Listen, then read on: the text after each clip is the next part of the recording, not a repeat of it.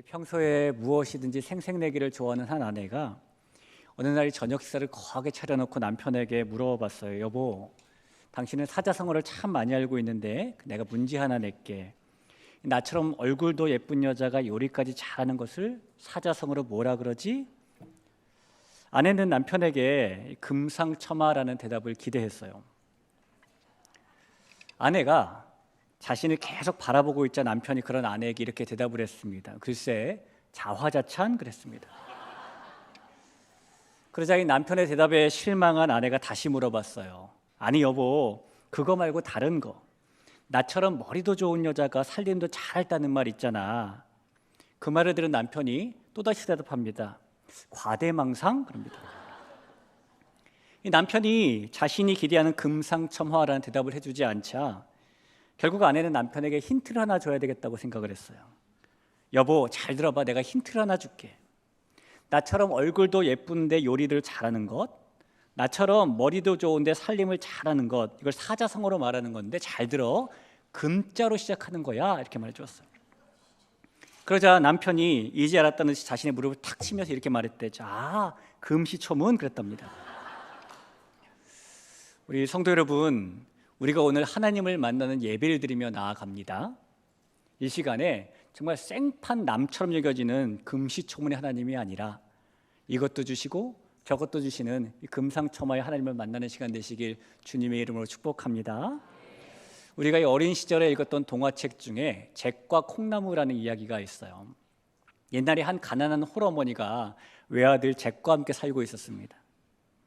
그러던 어느 날 어머니는 이 집에 먹을 것이 다 떨어지게 되자 아들 잭에게 한 마리 남은 소를 시장에 나가 팔아서 먹을 것을 구해오라고 시키게 됩니다.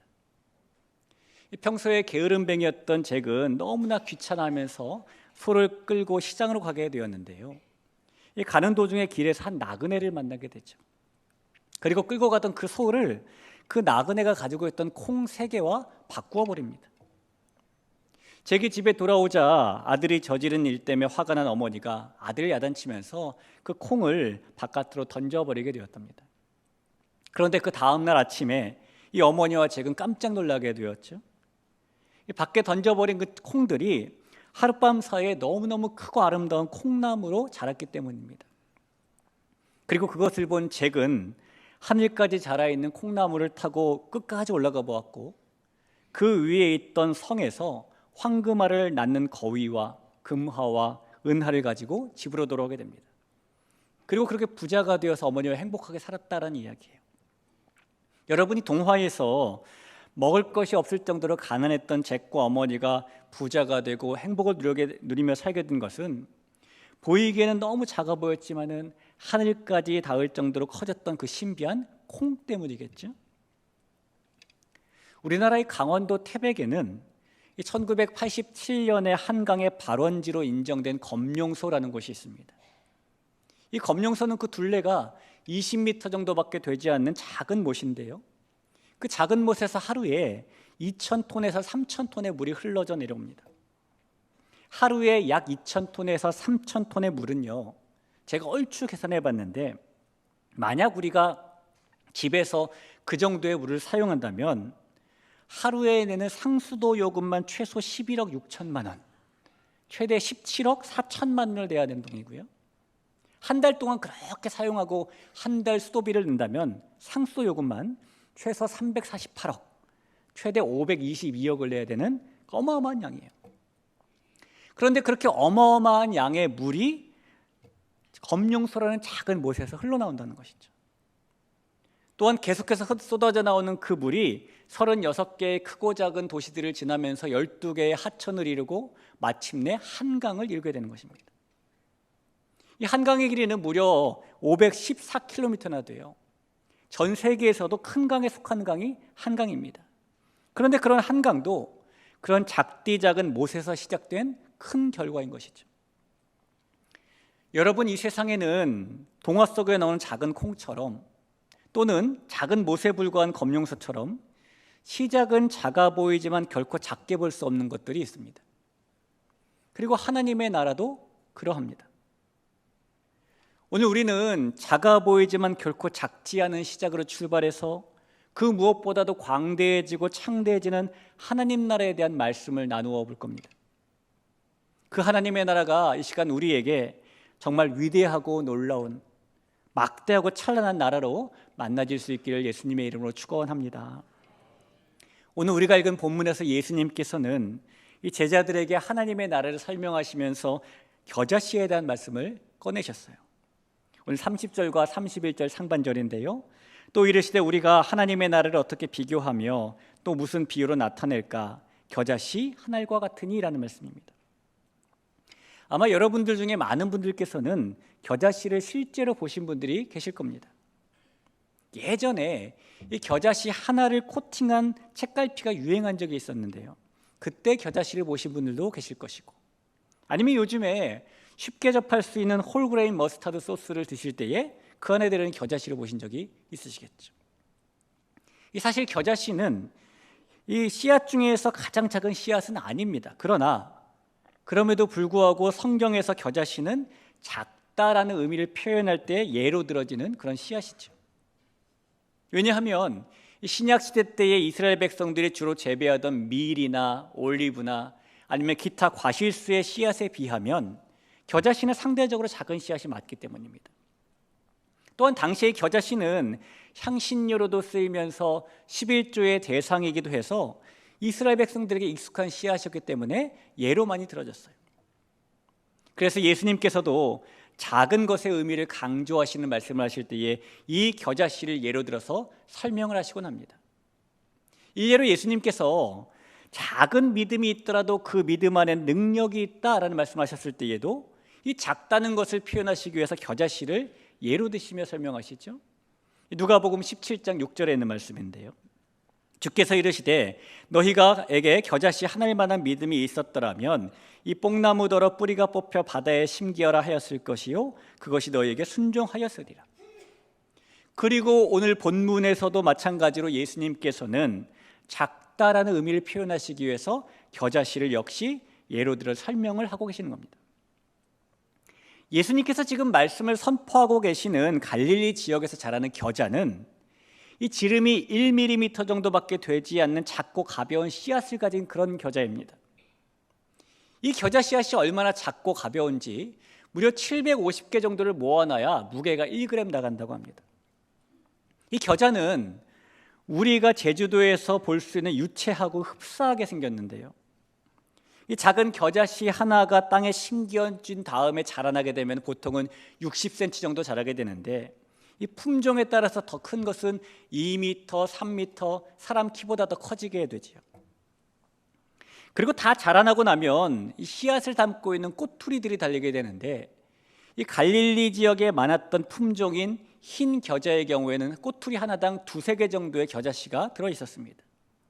그런 꼬투리가 수십 개, 100여 개가 달리게 되기 때문에 겨자씨 하나가 심겨지게 되면 결국 어림잡아 수백 개의 새로운 씨앗이 나오는 겁니다. 또한 겨자씨는 아주 작은 씨앗이지만 이것은 군집해서 자라요. 그래서 다 자란 겨자풀들이 모이면 작은 숲처럼 보이기도 하고, 그래서 그 안에 새들이 들어와서 둥지를 틀기도 하고 새끼를 키우기도 하죠. 그래서 예수님께서는 작지만 결코 작지 않은 이 겨자씨를 예로 드시면서 하나님 나라의 특성을 오늘 우리에게 설명해 주고 계신 겁니다. 자, 그렇다면 여러분, 오늘 예수님께서 겨자씨를 예를 드시며 설명하신 이 하나님 나라의 특성은 도대체 무엇일까요? 하나님 나라는 어떤 나라일까요? 예수님께서 공생애를 시작하시면서 가장 먼저 하신 일은 하나님의 복음을 선포하시고 전파하시는 일이었죠. 우리가 살펴봤던 마가복음 1장이 그렇게 시작을 하는데 1장 14절 15절을 보겠습니다. 요한이 잡힌 후 예수께서 갈릴리에 오셔서 하나님의 복음을 전파하여 이르시되 때가 찼고 하나님의 나라가 가까이 왔으니 회개하고 복음을 믿으라 하시더라라는 말씀을 하셨습니다. 예수님께서는 하나님의 복음을 전파하는 일을 가장 먼저 하셨는데 하나님의 복음이 뭐였냐면 하나님 나라에 관한 것이었다는 거예요. 우리가 보통 나라라고 하면은 그 나라의 땅을 먼저 떠올리게 됩니다.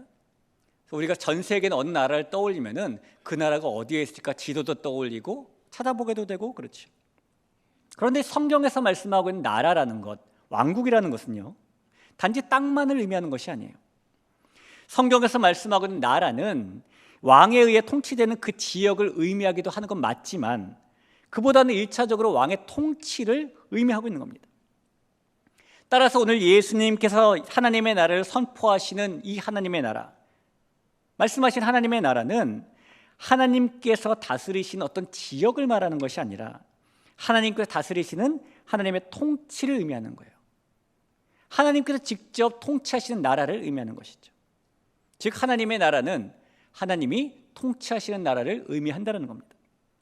자, 그런데 여러분, 우리가 이 통치하시는 나라라는 단어를 들으면서 하나님의 나라에 대해서 오해하지 말아야 될 것이 하나 있어요. 이 통치라는 단어가 가지고 있는 어감 때문에 우리는 혹시 하나님의 나라는 하나님께서 우리 위에 군림하시고 우리를 압제하시고 우리에게 권력을 휘두르시고 마음대로 쇄도를 부리시는 그런 나라인가? 라고 잘못 생각할 수도 있는데 하나님의 통치는 그런 통치가 아닙니다. 하나님의 통치는 세상의 군왕들처럼 군림하거나 압제하는 통치가 아니라 하나님 나라의 백성을 아끼시고 사랑하시고 돌보시고 책임지시고 내어주시고 친밀함을 주시는 그런 통치예요. 하나님의 통치 방식은 우리가 알고 있는 이 세상의 통치 방식과는 너무나 다른 것이죠. 그 통치 방식은 끝이 없는 은혜와 사랑을 주는 방식인 것이고 하나님의 나라는 하나님의 그런 은혜가 하나님의 그런 사랑이 통치하는 나라인 것입니다. 하나님께서는 우리의 정복자가 되시려고 하시는 분이 아니시라 우리의 아버지가 우리의 친구가 되시려고 하는 그런 분이시고요. 그래서 그런 하나님이 통치하시는 나라는 하나님께서 우리를 고압적으로 억압하시고 강압적으로 압박하시는 나라가 아니라 하나님께서 우리를 존중하시며 우리와 교통하시는 그런 나라, 우리를 종으로 삼고 부리시는 나라가 아니라 우리를 친구로 삼아주시는, 자녀로 삼아주시는 그런 나라인 것이죠. 그런 나라가 하나님의 나라이고 그런 통치가 하나님의 통치입니다. 여러분, 성경을 보면 하나님께서 그 사랑하는 백성들에게 보여주신 통치는 언제나 동일했어요. 하나님께서 아브라함에게 하셨던 말씀을 봐도 창세기 17장 7절에 보니까 내가 내 언약을 나와 너 및 내 대대 후손 사이에 세워서 영원한 언약을 삼고 너와 내 후손의 하나님이 되리라 라고 말씀하십니다. 모세에게 하신 말씀을 봐도 출애굽기에 너희를 내 백성으로 삼고 나는 너희의 하나님이 되리니 나는 애굽 사람의 무거운 짐 밑에서 너희를 빼는 너희의 하나님 여호와인 줄 너희가 알지라. 다윗에게도 동일하게 말씀하셨어요. 사무엘 하 말씀입니다. 주께서 주의 백성 이스라엘을 세우사 영원히 주의 백성으로 삼으셨사오니 여호와의 주께서 그들의 하나님이 되셨나이다. 한 군데마다 살펴보면 예레미야서에도 동일하게 말합니다. 그러나 그날 후에 내가 이스라엘 집과 맺을 언약은 이러하니 곧 내가 나의 법을 그들의 속에 두며 그들의 마음에 기록하여 나는 그들의 하나님이 되고 그들은 내 백성이 될 것이라 여호와의 말씀이니라. 하나님께서 원하시는 것은 언제나 하나님의 백성들의 하나님이 되셔서 그들을 사랑과 은혜로 돌봄과 내어줌으로 통치하시고 아버지가 되시고 친구가 되셔서 그런 하나님으로 통치하시는 나라를 살게 하시는 것, 이것이 바로 하나님께서 언제나 원하셨던 것입니다. 그렇게 은혜와 사랑으로 함께 하시는 통치를 원하셔서 하나님께서는 아담을 창조하신 것이고 그렇게 친구가 되어주시고 내어주시는 통치를 하고 싶으셔서 하나님께서는 아브라함을 부르신 것이고 이스라엘 민족을 건져내신 것이죠. 또한 그런 하나님이 되시기 위해서 하나님께서는 예수님을 이 세상에 보내신 것이고 그 예수님께서 죄로 실패한 우리를 위해 세상죄를 지고 가는 어린 양이 되게 하신 것이고 그렇게 우리를 직접 통치하시겠다고 말씀하시는 하나님이 되셔서 우리에게 대한 언약을 성취해 주신 겁니다. 사랑하는 성도 여러분, 우리가 죄로 인해 하나님의 사랑과 은혜, 돌봄과 내어주심의 통치를 받을 수 없는 사람들이지만 예수님께서 이 세상에 오시고 그런 우리 대신에 십자가에서 죽임을 당하심으로 우리가 다시 그런 하나님의 통치를 받을 수 있게 됐다는 사실을 믿으시기를 바랍니다. 우리가 하나님의 나라가 되었고 하나님께서 우리의 하나님이 되셨다는 사실을 믿으시기를 간절히 부탁을 드립니다. 자, 여러분, 그렇다면 우리가 하나님의 나라, 하나님의 통치를 받는 사람들이 된 것인데요, 우리가 하나님께서 통치하시는 나라가 되었다는 사실이 우리에게 어떤 의미가 있는 것일까요? 하나님의 나라가 된 우리에겐 도대체 어떤 일들이 일어나게 되는 것일까요? 오늘 예수님께서는 하나님 나라의 특성을 이렇게 말씀해 주고 계십니다. 32절을 보시죠.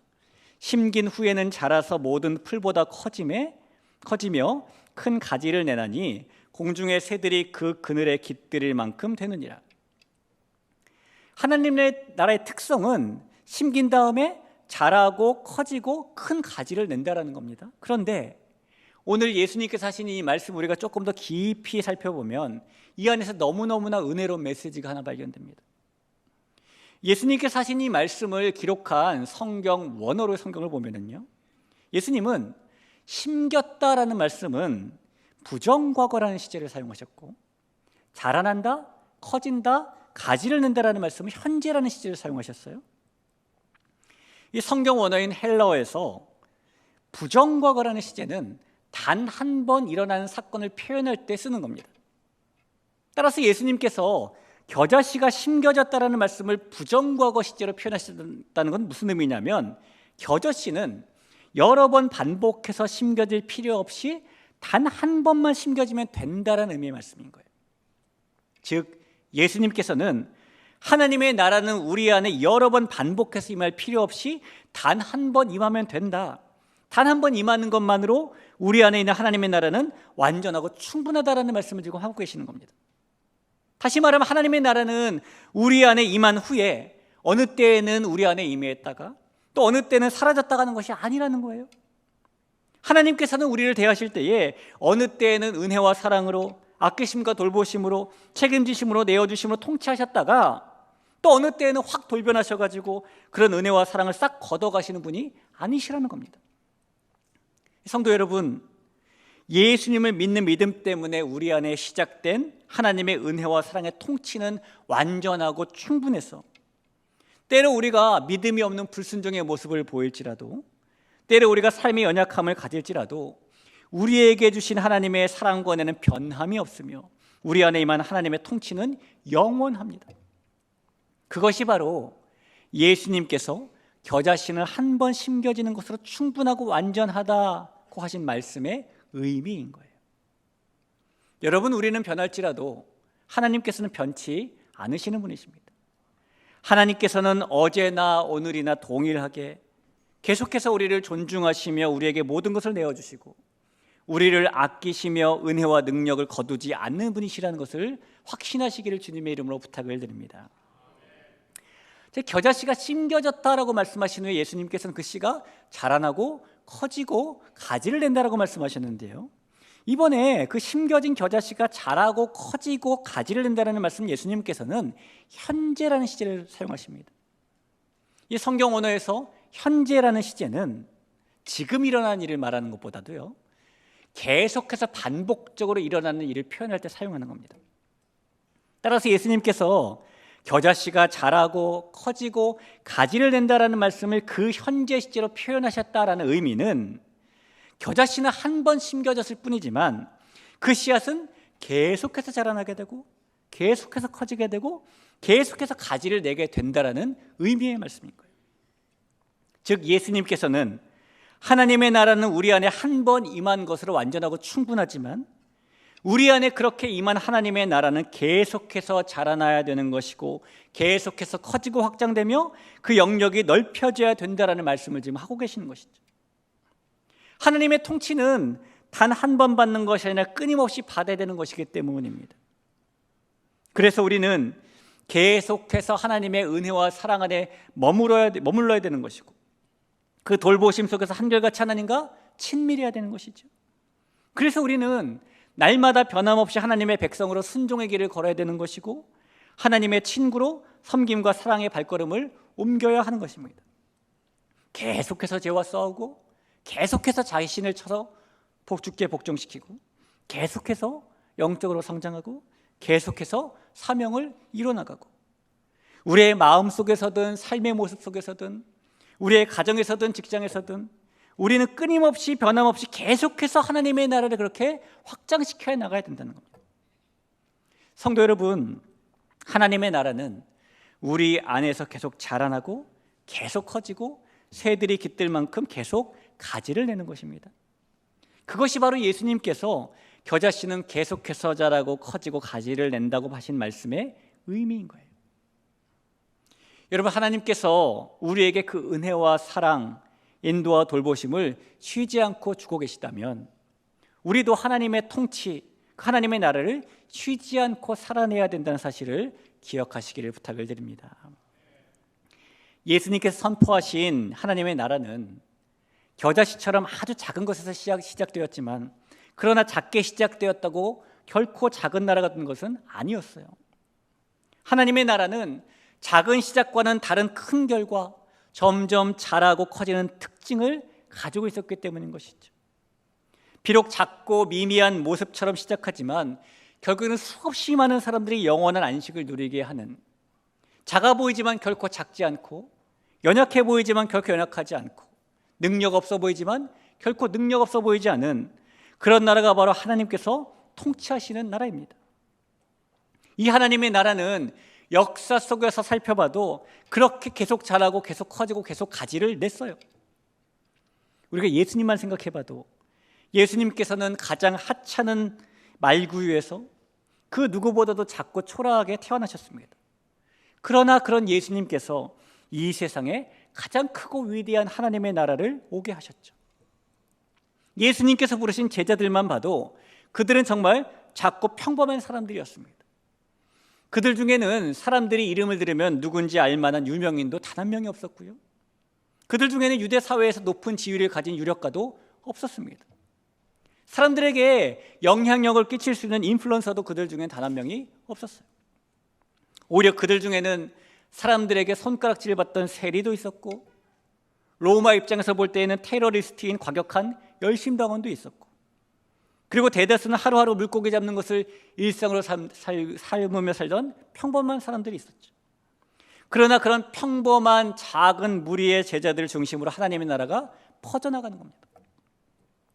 결국 그렇게 연약한 사람들을 통해서 시작된 하나님께서 통치하시는 나라는 예루살렘을 넘어 유대를 넘어 사마리아를 넘어 로마 제국 전역으로 확장됩니다.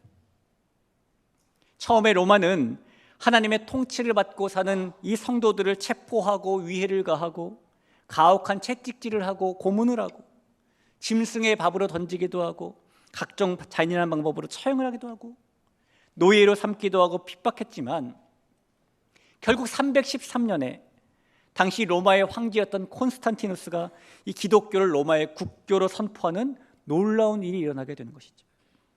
아무리 박해를 받고 아무리 사람 취급을 못 받고 아무리 목숨을 빼앗겨도 여전히 하나님의 통치를 따라 살았던 작고 평범하고 연약한 하나님의 사람들을 통해서 하나님의 나라가 온 세상을 덮을 정도로 확장된 것입니다.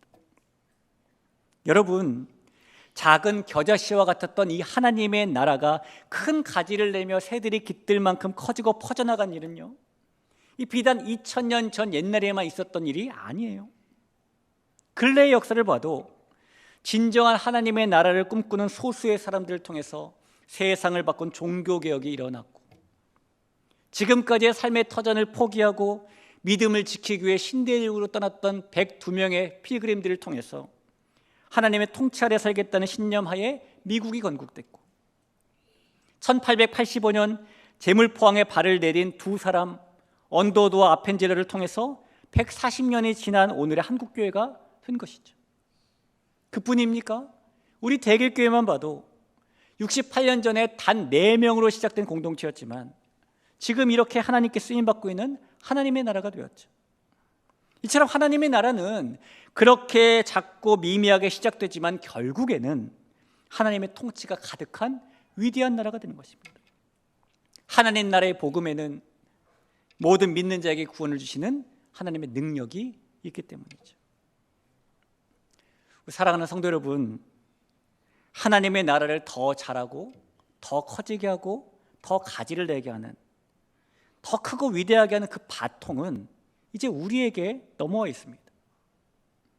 오늘날 바리새인들이 하나님의 나라가 임할 때가 언제입니까? 라고 묻자 예수님께서 이런 말씀을 하시게 됩니다. 누가복음 17장 20절 21절이죠. 바리새인들이 하나님의 나라가 어느 때에 임하니까 묻건을 예수께서 대답하여 이르시되 하나님의 나라는 볼 수 있게 임하는 것이 아니요 또 여기 있다 저기 있다고도 못하리니 하나님의 나라는 어디에 있다고 하십니까? 너희 안에, 우리 안에 있다고 말씀하셨어요.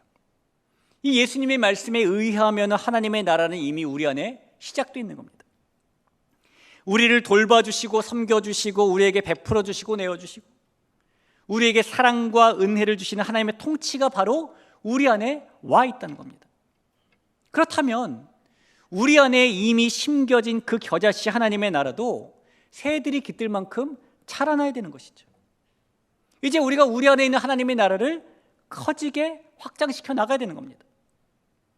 우리는 그래서 하나님을 신경 쓰지 않고 멀리하던 우리의 삶의 태도를 하나님과 친밀한 또 가까운 태도로 변화시키면서 하나님의 나라를 자라가게 해야 되는 것이고, 하나님의 돌보심을 간섭이라고 푸념했던 우리의 생각을 인도하심으로 감사하게 받으며 하나님의 통치가 커지도록 해야 하는 것이고, 우리의 불순종의 모습을 순종의 모습으로 바꾸면서 하나님의 나라를 확장시켜 나가야 되는 것입니다.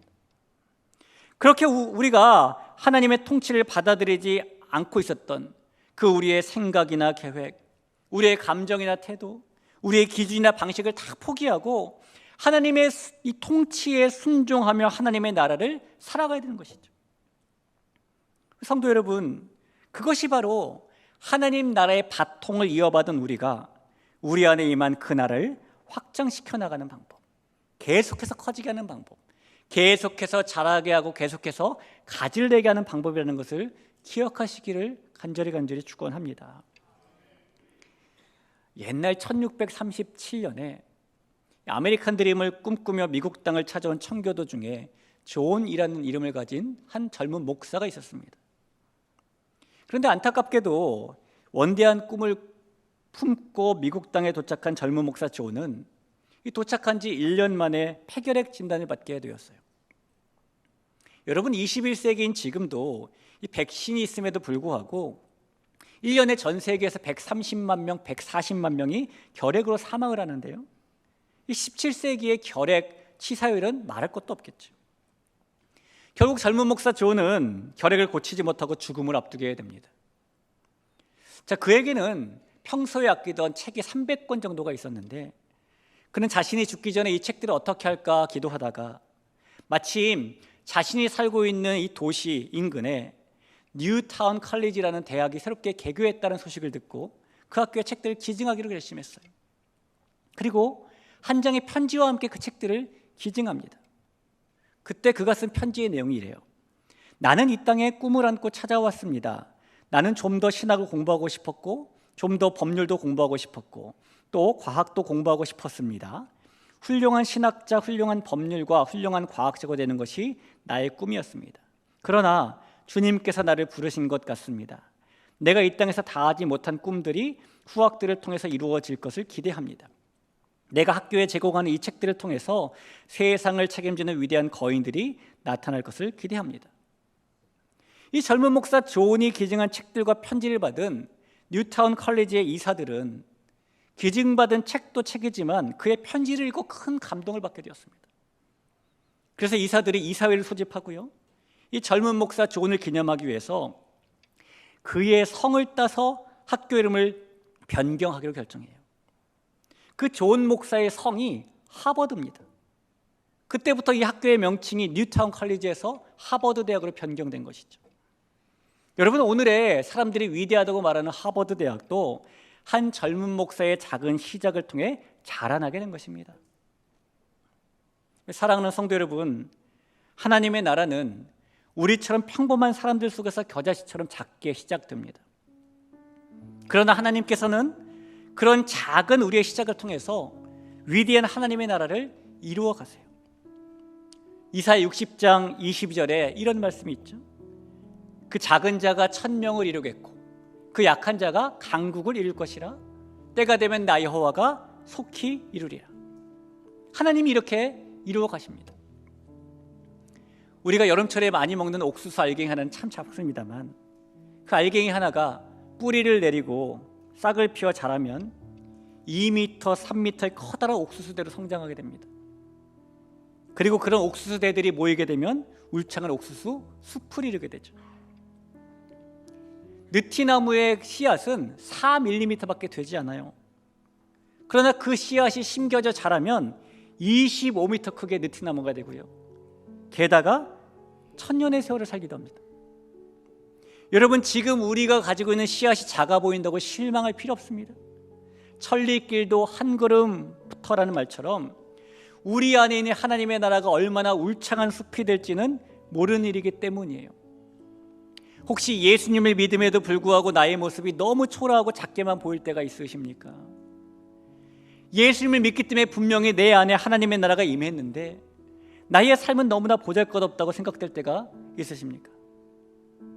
그렇지만 여러분, 하나님의 나라의 비밀을 알고 믿는 사람은 결국 크게 자라는 겨자씨의 꿈을 이루어서 위대한 하나님의 나라를 세우며 살게 된다는 사실을 믿으시기를 바랍니다. 우리가 하나님께서 하나님 되게 하심으로 하나님 나라 안에서 사는 모습으로 우리 안에 시작된 하나님의 나라가 온 땅으로 퍼져가게 함으로 그렇게 하나님의 나라를 계속해서 번성하는 나라로 하나님의 위대하심을 온 세상 위에 가득한 위대함으로 만들어 나가는 그런 사람들이 될 때에 이 하나님의 나라가 내 안에만 있는 것이 아니라 우리의 가정으로도 퍼져나가고 직장으로도 퍼져나가고 이 지역사회와 나라와 열방 가운데도 퍼져나가게 되며 하나님께서 온 우주열방을 통치하신 것을 우리의 눈으로 목도하게 되는 것입니다. 하나님 나라의 그 현장, 하나님 나라의 역사, 이것을 목도하며 사는 주인공이 우리 대개의 가족 될 수 있기를 축복합니다.